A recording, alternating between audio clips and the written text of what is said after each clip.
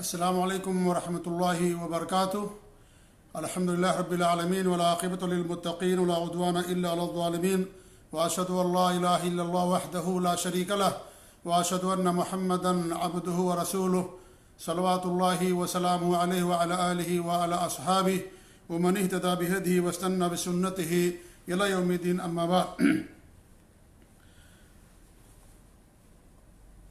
مصنف رحمۃ اللہ علیہ فرماتے ہیں اصول ایمان کے اندر النہی عن التعری و وجوب الاستحیاء من الملائکہ، بے پردگی کی ممانعت اور فرشتوں سے شرم کا وجوب، یعنی ایک انسان کو چاہیے کہ بے پردگی سے دور رہے اور فرشتوں کا شرم کرے۔ فرشتے بھی شرم و حیا والے ہوتے ہیں اور یہ خصلت ان کے اندر بھی پائی جاتی ہے، جیسا کہ اللہ کے رسول صلی اللہ علیہ وسلم کی حدیث ہے، صحیح بخاری کی روایت ہے کہ آپ صلی اللہ علیہ وسلم عائشہ رضی اللہ تعالی عنہا کے حجرے میں تشریف فرما تھے۔ ابو بکر عمر رضی اللہ تعالی عنہما تشریف لائے تو آپ اسی حالت میں تھے، آپ کے ران کا کچھ حصہ کھلا ہوا تھا، تو جب حضرت عثمان غنی رضی اللہ تعالیٰ عنہ داخل ہوئے تو آپ نے اپنے ران کو چھپا لیا اور اس طریقے سے صحیح طور پر بیٹھ گئے۔ تو حضرت عائشہ رضی اللہ تعالیٰ عنہ نے پوچھا کہ ابو بکر اور عمر رضی اللہ تعالیٰ عنہما آئے تو آپ نے کچھ نہیں کیا، لیکن جب عثمان غنی رضی اللہ تعالیٰ عنہ داخل ہوئے تو آپ نے اپنے ران کو چھپا لیا اور اس طریقے سے ان کا بڑے اچھے طریقے سے استقبال کیا۔ تو ہمارے نبی نے فرمایا کہ الا استحی من رجل تستحی منہ الملائکہ، میں ایسے آدمی سے شرم کیوں نہ کروں جس سے فرشتے شرم کرتے ہیں۔ تو اس حدیث سے معلوم ہوا کہ فرشتے بھی شرم و حیا والے ہیں اور وہ شرم کرتے ہیں، اور شرم و حیا بہت عظیم خصلت ہے، بلکہ جو بھی اخلاق ہیں ان اخلاق میں بہت اونچے درجے والی خصلت ہے یہ۔ سعید بن یزید رضی اللہ تعالیٰ عنہ ہمارے نبی کے پاس تشریف لائے اور ہمارے نبی سے کہنے لگے کہ آپ مجھے وصیت کیجیے۔ تو ہمارے نبی صلی اللہ علیہ وسلم نے انہیں شرم و حیا کی وصیت فرمائی، اور کیا فرمایا؟ اوصیک ان تستحی من اللہ عز وجل، میں تمہیں وصیت کرتا ہوں کہ تم اللہ رب العالمین سے شرم کرو، کما تستحی من الرجل الصالح، جس طریقے سے تم ایک نیک آدمی سے شرم کرتے ہو۔ اس حدیث کی تصحیح کی امام البانی رحمۃ اللہ علیہ نے اور سلسلہ صحیحہ کے اندر اس کو بیان کیا ہے۔ تو شرم و حیا بڑی عظیم خصلت ہے، شرم و حیا ایمان میں سے ہے۔ جس طریقے سے ایک بندہ ایک بڑے آدمی کا شرم کرتا ہے اور اس کے سامنے کوئی غلط کام نہیں کرتا، اس سے کہیں زیادہ ایک بندے مومن کو اللہ تعالیٰ سے شرم کرنا چاہیے، کیونکہ انسان جو بھی غلط کام کرتا ہے اللہ تعالیٰ کی نگاہوں کے سامنے کرتا ہے۔ جیسے ایک بندہ کسی کے سامنے گناہ کرتے ہوئے شرماتا ہے اور اس سے بچنے کی کوشش کرتا ہے، اسی طریقے سے بلکہ اس سے بھی کہیں زیادہ ایک مسلمان کو، ایک انسان کو چاہیے کہ اللہ تعالیٰ سے شرم و حیا کرے، کیونکہ اسے اللہ تعالیٰ کے ہاں جانا ہے، حساب دینا ہے، اللہ کے سامنے اسے کھڑا ہونا ہے، اور اللہ رب العالمین اس کے ہر کام کا حساب لے گا۔ لہذا انسان کو اللہ تعالیٰ سے سب سے زیادہ شرم و حیا کرنا چاہیے۔ دنیا میں کوئی ایسا گوشہ نہیں ہے، کوئی ایسی جگہ نہیں ہے جو اللہ رب العالمین کی قدرت سے باہر ہو۔ اللہ رب العالمین ہر چیز کو دیکھ رہا ہے، ہر چیز اللہ رب العالمین کی نگہبانی میں ہو رہی ہے۔ لہذا اگر یہ شعور ہمارے اندر پیدا ہو جائے کہ ہم اللہ رب العالمین سے شرم و حیا کریں، اور جب کوئی گناہ ہم سے ہونے والا ہو تو اللہ تعالیٰ کی عظمت، اس کی قدرت کا، اور یہ کہ اللہ رب العالمین ہم کو دیکھ رہا ہے، اللہ نگرانی کر رہا ہے، اللہ کی شرم ہمارے اندر آنی چاہیے، تو انسان اپنے آپ کو گناہوں سے بچا لے گا، اور یہ بہت عظیم خصلت ہوگی، بڑی عظیم عبادت ہے یہ، اور بہت عظیم عادت ہے یہ۔ جس کے اندر پیدا ہو گیا وہ کامیاب ہو گیا، وہ اپنے آپ کو گناہوں سے بچا لے گا، اور جب وہ اللہ تعالیٰ کی عبادت کرے گا تو صحیح معنوں میں عبادت کرے گا، خشوع اور خضوع کے ساتھ عبادت کرے گا، کیونکہ وہ سمجھتا ہے کہ اللہ رب العالمین ہم کو دیکھ رہا ہے۔ لہذا اخلاص پیدا ہوگا اس کی باتوں کے اندر، اور وہ اپنے آپ کے اندر خشوع اور خضوع پیدا کرے گا باتوں کے وقت، اور گناہوں سے اپنے آپ کو بچائے گا۔ تو ہمارے نبی صلی اللہ علیہ وسلم نے ان کو وصیت کی کہ تم اللہ تعالیٰ سے شرم کرو جس طریقے سے تم ایک نیک انسان سے اور نیک آدمی سے شرم کرتے ہو۔ ابو مسعود بدری رضی اللہ عنہ فرماتے ہیں کہ اللہ کے رسول صلی اللہ علیہ وسلم فرمایا ان مما ادرک الناس من کلام نبوت الاولی اذا لم تستحی فاصنع ما شئت۔ یہ صحیح بخاری کی حدیث ہے کہ لوگوں نے پہلی نبوت کی گفتگو میں سے یا کلام میں سے جو چیز پائی ہے یا انہیں جو چیز ملی ہو یہ ہے کہ تم اگر شرم نہیں کرتے تو جو چاہو جو کرو۔ انسان جب بے غیرت ہو جاتا ہے، انسان سے شرم و حیا جب ختم ہو جاتی ہے تو انسان جو چاہتا ہے جس کے سامنے چاہتا کرتا ہے، کیونکہ اسے کوئی شرم و حیا نہیں، اور انسان ایک جانور بن جاتا ہے۔ جس طریقے سے ایک جانور لوگوں کے سامنے، جانوروں کے سامنے غلط کام کرتا ہے، اسی طریقے سے ایک انسان جب اس سے شرم و حیا ختم ہو جاتی ہے تو جانور بن جاتا ہے اور جو چاہتا ہے کرتا ہے، اسے کوئی شرم و حیا نہیں ہوتی، اس کا ضمیر مر جاتا ہے، اس کا احساس مردہ ہو جاتا ہے اور وہ ہر گناہ کو کرنا شروع کر دیتا اور اسے کوئی شرم و حیا نہیں ہوتی۔ تو یہ پہلی نبوتوں میں سے چیز ہے یہ کہ شرم انسان کو کرنا چاہیے۔ اس کا مطلب یہ ہے کہ یہ جو حیا کا معاملہ ہے یہ ثابت شدہ ہے، اور یہ شرم و حیا اللہ رب العالمین نے ہر زمانے میں ہر انسان کے اوپر واجب کر رکھا تھا، اور یہ خصلت دے کر کے اللہ رب العالمین نے ہر نبی کو دنیا کے اندر بھیجا، کیونکہ یہ اخلاق میں سے ہے۔ اور ہمارے نبی صلی اللہ علیہ وسلم فرماتے ہیں کہ بعثت لأتمم مکارم الاخلاق، میری بعثت اس لیے بھی ہوئی ہے کہ میں مکارم اخلاق کی تکمیل کروں۔ تو عظیم اخلاق میں سے ہے شرم و حیا کرنا۔ تو یہ چیز ختم نہیں ہوئی ہے، نہ منسوخ ہوئی، جیسے پہلے کی شریعتوں میں سے بہت ساری چیزیں منسوخ کر دی جاتی تھیں۔ کوئی چیز کسی شریعت کے اندر ہوتی تھی لیکن دوسرے نبی کی شریعت میں وہ چیز ختم کر دی جاتی تھی، لیکن شرم و حیا ایسی چیز ہے کہ یہ منسوخ نہیں کیا گیا، اور ہر نبی کو دے کر کے اللہ رب العالمین نے بھیجا۔ یہ ہے اس حدیث کا مطلب۔ اور امام ابن القیم رحمۃ اللہ علیہ فرماتے ہیں خلق الحیا من افضل الاخلاق واجلها واعظمها قدرا واکثرها نفعا، کہ جو حیا کی جو عادت ہے، یہ یعنی شرم و حیا کی، یہ اخلاق میں سے سب سے افضل اخلاق میں سے اور سب سے زیادہ مرتبے والے اخلاق میں سے ہے، اور سب سے زیادہ نفع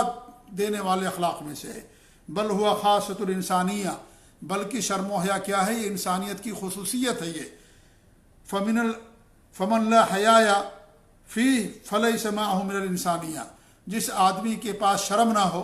اس کے پاس انسانیت نام کی کوئی چیز باقی نہیں رہتی۔ شرم و حیا انسانیت کا دوسرا نام۔ الا اللحم والدم وصورتها الظاہرہ، اس کا صرف گوشت اور اس کا خون باقی رہتا ہے اور اس کی ظاہری صورت باقی رہ جاتی ہے، یہ پتلا بن کر کے رہ جاتا ہے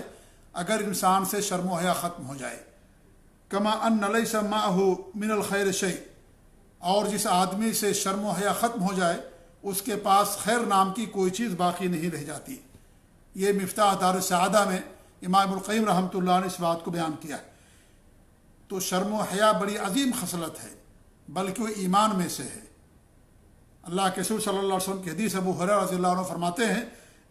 کہ اللہ کے رسول صلی اللہ علیہ وسلم نے فرمایا الایمان بدع و70 شعبہ او بدع و60 شعبہ، کہ ہمارے نبی نے فرمایا کہ ایمان 70 سے زیادہ ایمان کی شاخیں ہیں یا 60 سے زیادہ اس کی شاخیں ہیں۔ اعلیٰ قول لا الہ الا اللہ، سب سے اونچی شاخ کیا ہے؟ لا الہ الا اللہ کا کہنا ہے، کیونکہ اسی کو پڑھ کر کے انسان مسلمان بنتا ہے، اسلام کے دائرے میں آتا ہے۔ اسی کو پڑھنے کے بعد انسان کی جان، اس کی مال، اس کی عزت و آبرو کی حفاظت کی جاتی ہے۔ تو یہ سب سے اونچی شاخ ہے جس کے ذریعے سے انسان مسلمان بنتا ہے۔ وہ ادناہا اماطۃ الاذی عن الطریق، اور اس کی جو سب سے نچلی شاخ ہے وہ کیا ہے؟ طریق، راستے سے تکلیف دہ چیزوں کو ہٹا دینا۔ والحیاء شعبۃ من الایمان، اور حیا یعنی شرم یہ بھی ایمان کی شاخوں میں سے ایک شاخ ہے۔ یہ صحیح مسلم کی روایت ہے۔ اللہ کے رسول صلی اللہ علیہ وسلم نے اس حدیث کے اندر حیا کی فضیلت کو بیان کیا، باقی اور جو ایمان کی شاخیں ان کو نہیں بیان کیا۔ کیوں؟ اس لیے کہ شرم و حیا باقی جو ایمان کی خصلتیں ہیں ان کی طرف بلانے والی چیز ہے، اور جس کے اندر یہ صفت پائی گئی اس کے اندر ایمان کی باقی تمام خصلتیں بھی پائی جائیں گی، اور جس کے پاس شرم ہوتی ہے وہ دنیا آخرت کی رسوائی سے ڈرتا ہے اور دنیا اور آخرت کی فضیحت سے اپنے آپ کو بچا لیتا ہے، غلط کام نہیں کرتا ہے، اللہ اور اس کے رسول کی معصیت سے دور رہتا ہے، بلکہ وہ نیک اعمال کرتا ہے، کیونکہ وہ رسوائی سے بچتا ہے۔ اس کا ضمیر گوارا نہیں کرتا کہ دنیا کے اندر اس کی رسوائی ہو، خجالت ہو اور لوگ اسے برا کہیں، اس لیے وہ نیک کام کرتا ہے اور برے کام سے، بری چیزوں سے، بری عادتوں سے اپنے آپ کو بچا کر کے رکھتا ہے۔ تو شرم و حیا ایمان میں سے ہے، ایمان کی ایک اہم شاخ ہے شرم و حیا کرنا، بلکہ آپ نے صرف ایمان کی شاخوں میں سے ایک شاخ کو بیان کر کے، شرم و حیا کو بیان کر کے آپ نے اس کی فضیلت اجاگر کی ہے کہ شرم و حیا کرنا بڑی عظیم خصلت ہے۔ جس آدمی سے شرم و حیا نکل جائے وہ آدمی جانور بن جاتا ہے، وہ دھڑلے کے ساتھ برائیاں کرتا ہے، بے غیرتی کی باتیں کرتا ہے، فسق و فجور کی باتیں کرتا ہے اور اس طریقے سے گناہ پر گناہ کرتے جاتا ہے، اسے ذرہ برابر شرم و حیا نہیں ہوتی، اس کا ضمیر اسے ملامت نہیں کرتا۔ تو شرم و حیا انسانیت ہے، یہ ایمان کی شاخوں میں سے ایک عظیم شاخ ہے۔ بلکہ ہمارے نبی نے فرمایا، عمران بن حسین رضی اللہ تعالیٰ عنہ کی حدیث ہے کہ ہمارے نبی نے فرمایا کہ الحیاء لا یاتی الا بخیر، کہ شرم و حیا سے صرف اور صرف خیر آتا ہے، یعنی شرم و حیا جس کے اندر آ گیا گویا کہ وہ خیر کا مجموعہ، خیر کا پتلا بن گیا، ہر خیر کا کام کرے گا، کیونکہ شرم و حیا انسان کو خیر پر ابھارتا ہے اور ہر برے کام سے شرم و حیا انسان کو روکتا ہے۔ تو جس کے اندر شرم و حیا آ گیا اس کا مطلب ہے کہ اس کے اندر خیر آ گیا، وہ اپنے آپ کو سارے شر سے اور ہر بری بات سے گویا کہ اس نے آپ کو بچا لیا۔ تو شرم و حیا بڑی عظیم خصلت ہے، بڑی عظیم یہ صفت ہے۔ یہ صفت انبیاء کرام کے اندر بدرجہ اتم موجود تھی اور ہر نیک انسان کے اندر یہ صفت پائی جاتی ہے، لہذا فرشتے بھی شرم و حیا کرتے ہیں۔ تو یہ ایک خصلت ہے فرشتوں کی بھی کہ فرشتے بھی شرم و حیا کرتے ہیں۔ تو جب فرشتے شرم و حیا کرتے ہیں، جب کہ اللہ تعالیٰ کے نیک بندے ہیں، اللہ کے مقرب بندے ہیں، اللہ کی نافرمانی سے انہیں شرم آتی ہے، حیا کرتے ہیں، تو ہمیں بھی چاہیے جو اللہ پر ایمان رکھتے ہیں کہ وہ بھی شرم و حیا کریں اور ان کے اندر یہ خصلت بدرجہ اتم پائی جانی چاہیے۔ تو اس حدیث کے اندر یہ جو باب باندھا ہے اس باب کے تعلق سے یہ چند باتیں آپ کے سامنے بیان کی گئیں باب کی وضاحت کے اندر، کہ انسان بے پردگی سے بچے اور شرم و حیا کرے، کیونکہ شرم و حیا نیک لوگوں کی خصلت ہے، فرشتوں کی خصلت ہے، ایمان میں سے ہے اور یہ انبیاء کی عادات اور اخلاق میں سے ہے، لہذا ایک بندے مومن کو ہمیشہ اللہ رب العالمین سے شرم و حیا کرنا چاہیے۔ انسانوں سے شرم و حیا کرے، اللہ تعالیٰ شرم و حیا کرے، فرشتوں سے شرم و حیا کرے اور اس طریقے سے کوئی بھی غلط کام نہ کرے جس سے اس کی بدنامی ہو یا اسے دنیا کے اندر فضیحت ہو یا رسوائی ہو، ان تمام چیزوں سے انسان کو بچنا چاہیے۔ اس کے تحت مصنف نے جو حدیث بیان کی ہے وہ حدیث گر صحیح نہیں ہے، علماء نے اس حدیث کی تضعیف کی ہے اور اس حدیث کے روایت کرنے والے یا جس کے اندر وہ حدیث پائی جاتی ہے وہ مسند بزار کی حدیث ہے۔ امام مصنف فرماتے ہیں اور بزار کی بزار نے روایت کیا ہے عن ابن عباس رضی اللہ تعالیٰ عنہما، ابن عباس رضی اللہ تعالیٰ عنہما سے قال قال رسول اللہ صلی اللہ علیہ وسلم ان اللہ ینہاکم عن التعری فاستحیوا من ملائکۃ اللہ الذین معکم الکرام الکاتبین الذین لا یفارقونکم الا عند احد ثلاث حالات الغائط والجنابہ والغسل فاذا اغتسل احدکم بالعراء فلیستتر بثوبہ او بجزم حائط او بغیرہ۔ مسند بزار کی حدیث ہے اور امام البزار کے نام سے معروف ہے، ان کا نام تھا احمد بن عمر اور ان کی کنیت ابو بکر، اور یہ بڑے عظیم محدث گزرے ہیں اور ان کی بڑی مشہور کتاب ہے جس کا نام ہے البحر الزاخر، یہ مسند میں کتاب مانی جاتی ہے اور ان کی ولادت سن 210 ہجری کے اندر ہوئی اور وفات سن 292 ہجری کے اندر ان کی وفات ہوئی ہے۔ تو اس کے اندر یہ حدیث آئی ہوئی ہے اور اس کے روایت کرنے والے ابن عباس رضی اللہ تعالیٰ عنہما ہیں، بڑے عظیم صحابی مفسر قرآن جن کا بار بار ذکر ہوا، کہتے ہیں کہ اللہ کے رسول صلی اللہ علیہ وسلم فرمایا ان اللہ ینہاکم عن التعری، کہ اللہ رب العالمین تمہیں بے پردگی سے منع کرتا ہے، فاستحیوا من ملائکۃ اللہ، تم اللہ تعالیٰ کے فرشتوں سے شرم کرو، الذین معکم وہ فرشتے جو تمہارے ساتھ ہوتے ہیں، الکرام الکاتبین، کرامن کاتبین یعنی لکھنے والے معزز فرشتے، الذین لا یفارقونکم یہ فرشتے جو آپ کو کبھی نہیں چھوڑتے، الا عند احدی ثلاث حالات مگر 3 حالتوں کے وقت، 3 اوقات میں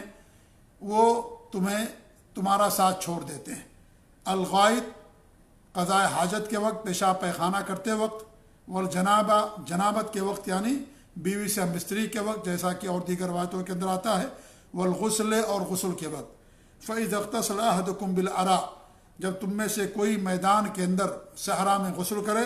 فَلْيَسْتَتِرْ بِثَوْبِهِ تو اس کو چاہیے کہ اپنے کپڑے سے پردہ کر لے، او بجزم حائط یا دیوار کے ٹکڑے حصے کیوں نہ ہو، یعنی دیوار حصے یا کپڑے سے اس سے اپنے آپ کا پردہ کر لے، اور بغیر ہی یا اس کے علاوہ کسی اور چیز سے۔ یہ حدیث جیسا کہ میں نے بیان کیا، یہ حدیث کی تضعیف کی گئی ہے، اور اس حدیث کی روایت کرنے میں ایک راوی ہیں جن کا نام ہے حفص بن سلیمان، اور وہ متروک الحدیث ہیں، یعنی یہ حدیث صحیح نہیں ہے بلکہ یہ درجہ ضعیف روایت ہے۔ اسی لیے خود امام بزار نے فرمایا کہ لا نعلمہ یروی عن ابن عباس الا من هذا الوجه، یہ حدیث صرف اور صرف سمجھ لیجئے اسی طریق سے روایت کی جاتی ابن عباس رضی اللہ تعالیٰ عنہما سے، ہمیں کسی اور روایت کا یا کسی اور یعنی طریق کا پتہ علم نہیں ہے۔ وہ حفص لین الحدیث، اور جو حفص ہیں وہ حدیث میں کمزور ہے، تو وہ لین الحدیث ہی نہیں ہے، کمزور ہی نہیں بلکہ متروک الحدیث ہیں، جیسا کہ حافظ ابن حجر نے اور دیگر علماء نے بیان کیا ہے۔ تو یہ روایت جو ہے صحیح نہیں ہے۔ اسی سے ملتی جلتی ایک اور حدیث آتی ہے، اسے بھی علماء نے ضعیف قرار دیا ہے، اور امام البانی رحمۃ اللہ علیہ نے کہا کہ وہ حدیث صحیح نہیں ہے۔ اور وہ حدیث کیا ہے کہ ہمارے نبی نے فرمایا ایاکم التعری تم کیا ہے بے پردگی سے، ننگا ہونے سے بچو، فإن معکم من لا یفارقکم کیونکہ تمہارے ساتھ کچھ ایسے لوگ ہیں جو تمہیں کبھی نہیں چھوڑتے، الا عند الغائط مگر پیشاب پیخانے کے وقت، وحین یفضی الرجل الی اہلہ اور جب آدمی اپنی بیوی سے ہم بستری کرتا ہے، فاستحیوہم تم ان سے شرم کرو، واکرموہم اور ان کی عزت کرو اور ان کا اکرام کرو۔ یہ ترمذی کی حدیث ہے، اس میں ایک راوی ہے جن کا نام لیث بن ابی سلیم ہے،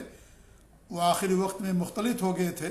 یعنی اختلاط ہو گیا تھا، اور اس طریقے سے حدیثوں کو وہ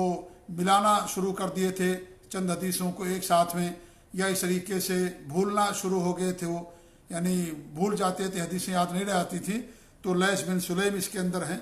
لیث بن ابی سلیم، اس کی بنا پر یہ حدیث صحیح نہیں ہے۔ اس کے بعد حافظ ابن امام فرماتے ہیں کہ وقال حافظ ابن کثیر فرماتے ہیں وہ معنی اکرامہم کہ فرشتوں کی تکریم کا، ان کی عزت کا مطلب یہ ہے ان یستحی منہم کہ انسان ان سے شرم کرے، فلا یملی علیہم الاعمال القبیحہ التی یکتبونہا تو برے اعمال نہ کرے جو برے اعمال انسان کرتا اور فرشتے لکھتے ہیں، یعنی ان کا شرم کرے انسان، جیسے انسان بڑے انسان کا شرم کرتا ہے، بزرگ انسان کا شرم کرتا ہے، اور ان کے سامنے کوئی غلط کام نہیں کرتا، غلط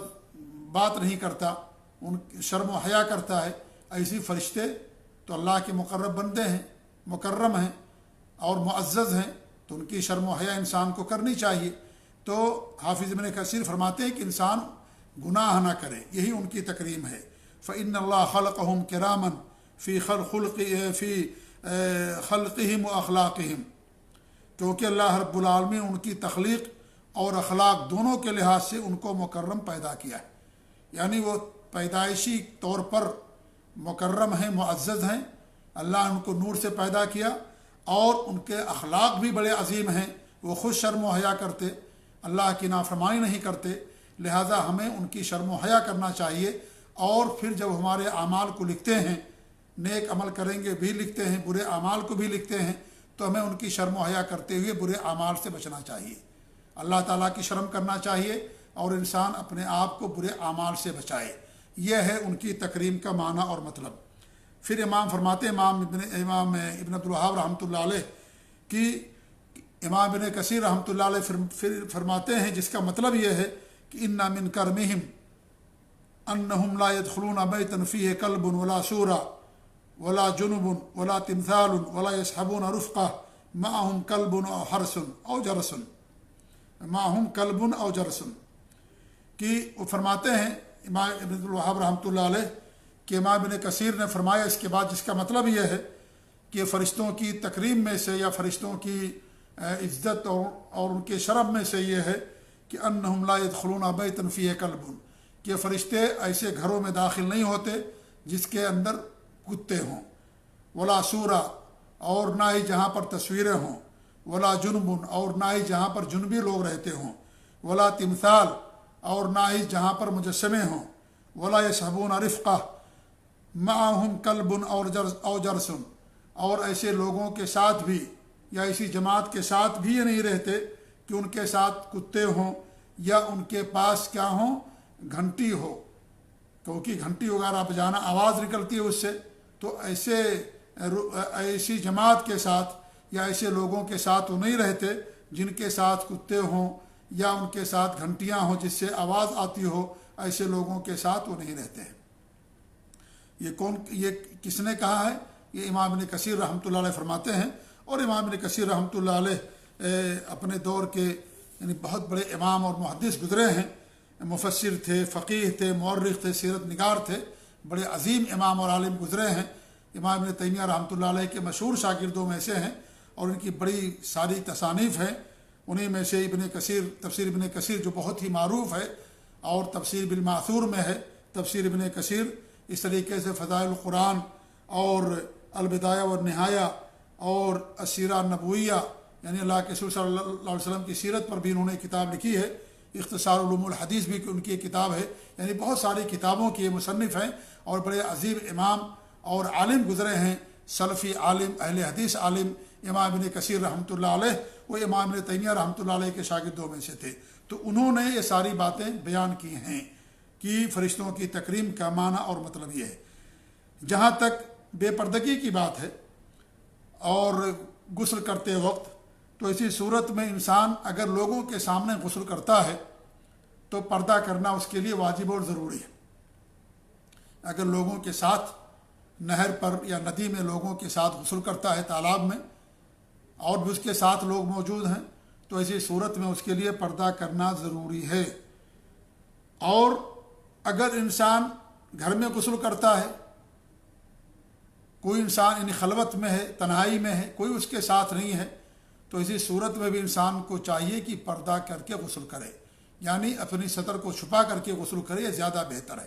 افضل اس کے لیے ہے کہ انسان ایسی صورت میں بھی تہبند لپیٹ لے یا انڈر ویئر پہن لے یا اس طریقے سے رومال وغیرہ لپیٹ کر کے غسل کرے، اس کے لیے زیادہ بہتر ہے۔ لیکن اگر وہ ننگے غسل کرتا ہے تو ایسی صورت میں کوئی حرج کی بات نہیں ہے، انسان کے لیے جائز ہے۔ اگر وہ خلوت میں ہے، تنہائی میں ہے، اور اس کے شرم اور جو اس کی پردے کی چیزیں ہیں اس پر کسی کی نظر نہیں پڑتی ہے، تو اسی صورت میں انسان ننگے طور پر غسل کر سکتا ہے، کوئی حرج کی بات نہیں۔ خاص طور سے اگر ضرورت ہے، جیسے انسان سفر میں ہے تو انسان اگر کپڑا پہن کر کے غسل کرے گا تو اس صورت میں کپڑے بھیگ جائیں گے اور پھر کپڑوں کی حفاظت کرنا، اس کا سکھانا اس کے لیے مشکل ہوگا، لہذا اسی صورت میں اس کے لیے کوئی حرج کی بات نہیں ہے۔ تو انسان ننگے بھی غسل کر سکتا ہے اگر اس کے جو یعنی پردے کی چیزیں ہیں، شرمگاہ ہے، اس پر کسی کی نظر نہیں پڑتی ہے، تو اسی صورت میں انسان ننگے بھی غسل کر سکتا ہے۔ اور باقاعدہ امام بخاری رحمۃ اللہ علیہ نے باب قائم کیا ہے کہ باب من اغتسل عریانا وحدہ فی الخلوہ، کہ جس نے اکیلے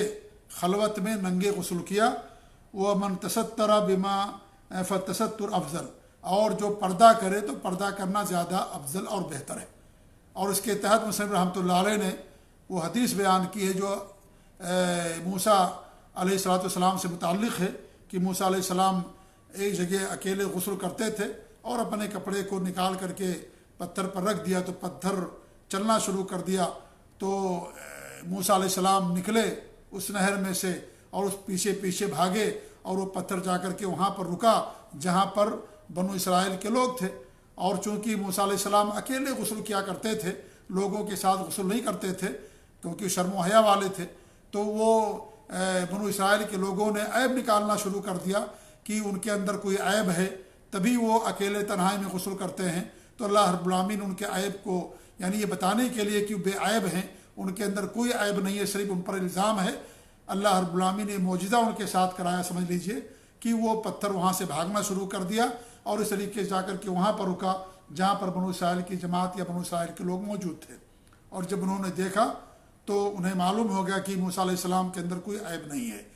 تو اس حدیث پر انہوں نے امام بخاری رحمۃ اللہ علیہ نے یہ باب قائم کیا ہے کہ باب من اغتسل عریانا وحدہ فی الخلوہ، کہ جو اکیلے خلوت میں ننگے غسل کرتا ہے، یعنی ایسا کرنا انسان کے لیے جائز ہے۔ اگر انسان خلوت میں اکیلے ہے، کوئی نہیں ہے، خلوت میں ہے، میدان میں ہے، صحرا ہے، لیکن کوئی وہاں پر نہیں ہے، تو ایسی صورت میں انسان کو چاہیے کہ کپڑا پہن کر کے کرے، یہ افضل ہے۔ لیکن اگر کپڑا نہیں پہنتا ہے اور ایسے ہی غسل کر لیتا سارے کپڑے اتار کر کے، تو یہ بھی جائز ہے جیسا کہ موسیٰ علیہ السلام نے کیا تھا۔ اور امام بخاری نے ایوب علیہ السلام کے بارے میں بیان کیا ہے کہ انہوں نے بھی ننگے غسل کیا۔ تو اس سے معلوم ہوتا ہے کہ اگر کوئی دیکھنے والا نہیں ہے تو اسی صورت میں ننگے انسان غسل کر سکتا ہے، لیکن پردے کے ساتھ غسل کرنا انسان کے لیے افضل ہے۔ تو انسان اگر میدان میں ہے، صحرا میں ہے اور کوئی دیکھنے والا نہیں ہے تو ننگے غسل کرنا اس کے لیے جائز ہے۔ یا اس طریقے سے انسان گھر کے اندر ہے اور یعنی حمامات وغیرہ جیسے ہوتے ہیں گھروں کے اندر، دروازہ اس نے لاک کر لیا، بند کر لیا، اور وہاں پر انسان اگر ننگے غسل کرتا ہے تو کوئی حرج کی بات نہیں ہے۔ لیکن اگر وہ پردہ کے ساتھ غسل کرے یا انڈر ویئر پہن کر کے یا اس طریقے سے کیا نام ہے وہ چادر وغیرہ لپیٹ کر کے، تہبند اور رومال لپیٹ کر کے غسل کرتا ہے تو اس کے لیے زیادہ افضل اور زیادہ بہتر ہے۔ تو یہ تھی کچھ باتیں اس حدیث کے تعلق سے کہ فرشتے بھی شرم کرتے ہیں، لہذا ہمیں بھی شرم کرنا چاہیے۔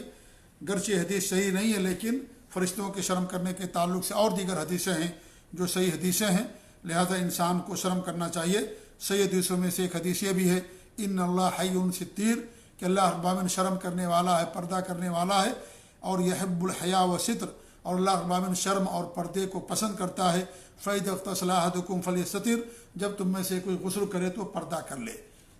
اور پردہ کرنا اس کے لیے ضروری ہوگا جب اس کے شرمگاہ پر کسی کی نظر پڑے۔ لیکن اگر گھر کے اندر غسل کرتا ہے تو پھر کپڑا پہن کر کے غسل کرنا یہ اس کے لیے ضروری نہیں ہے، اگرچہ